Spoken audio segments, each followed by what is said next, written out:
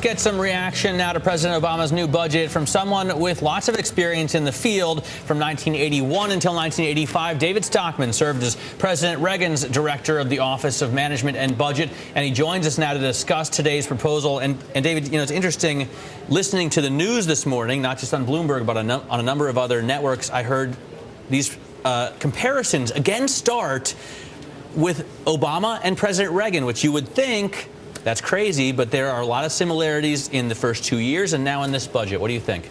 Well, I don't think those comparisons are right. I think this budget is really a cop-out. I mean, it's a new low in political cowardice, because despite all the flim-flam they have on top about some cuts, and I'll address that, down below where it counts, in defense, in revenue, in entitlement reform, there's nothing. Now, they say there's 1.1 trillion of cuts. Fine. 10 years, who can see 10 years? They're spending 46 trillion over the same 10-year period. So if you tell me a 2% cut over 10 years in a period that no one can foresee or control is meaningful, I will say no. Take a look at 212, the budget that they're actually proposing. 1.5 trillion worth of entitlements, not one dime cut, actually 16 billion of increase. Defense spending, 890 billion built in for defense and security.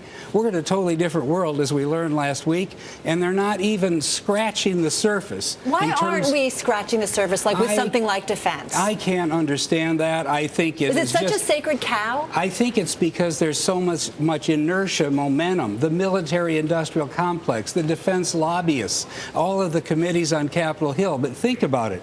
This budget is bigger in real terms than anything Ronald Reagan ever proposed.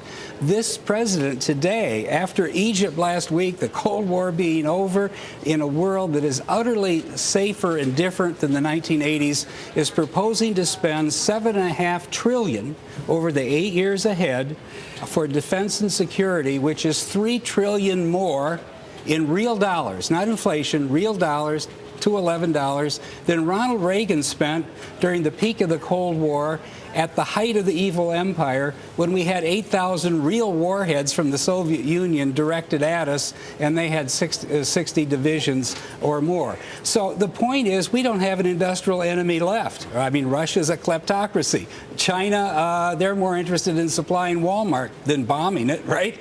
So what are we doing spending $890 billion for defense and security when it's clear that we're not welcome as the world's policemen? We don't need to be the world's policemen, and we need to drastically reduce this budget. But he took a powder, and this is a left-of-center administration. So, you know, there is really a lot to worry about. What do you think, David, about the idea that this is the Obama administration's sort of first lowball offer, because they expect the Republicans to come in with a huge cut, a lot more, and then they sort of meet in the middle? I mean, that's what has been suggested. I think that's the fundamental problem, the dysfunction in our politics.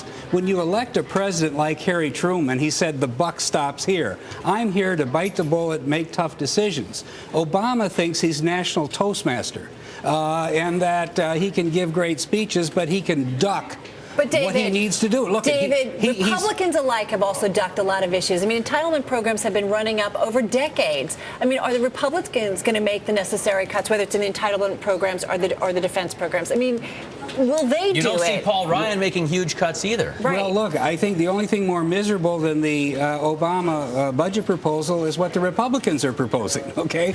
Because even though they're making a lot of noise about some cuts in a little 10% corner of the budget, they're saying absolutely no to revenue, and they've been ducking the entitlement issue for 30 years. So they're telling the public a big lie, and that is we don't have to have tax increases when there's no way around it unless we want to keep borrowing money from the Chinese and the Persian Gulf and the Federal Reserve. We never have enough time when you're on. 5 seconds, though. You want to see what? Higher taxes at this point, and they've got to really just make some serious cuts here. We need to address revenue, entitlements, defense. Cut it big-time defense, reform entitlements, means test it, and major new taxes or extension of existing ones, including I'd put a tax on transactions on Wall Street. They can afford it.